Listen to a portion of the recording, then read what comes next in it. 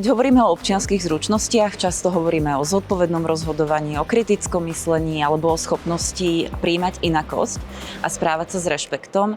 A ja si všímam, že je veľmi veľa špecializovaných školení na každú z týchto tém. A s čím som ja prišla na túto konferenciu je, že všetky tieto témy sú sami o sebe dôležité, ale ak nevieme prijímať a pracovať so svojimi emóciami a s emóciami iných, tak nemáme ten základný stavebný kameň. A že vlastne preto, aby sme boli kvalitnými občanmi, v prvom rade by sme mali vedieť prijímať a poznať sami seba.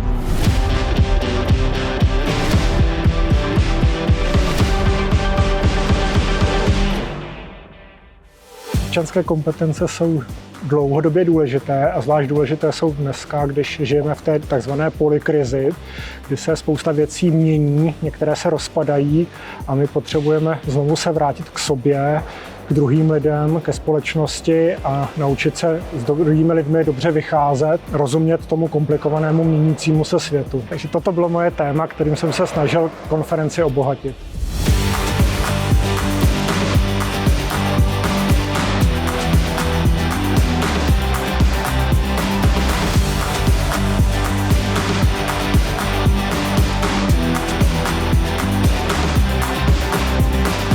Dnes prebehla 6. slovensko-česká konferencia EPALE, ktorá bola zameraná na veľmi dôležitú tému občianskych zručností, ich rozvoja, významu a spôsobu poskytovania.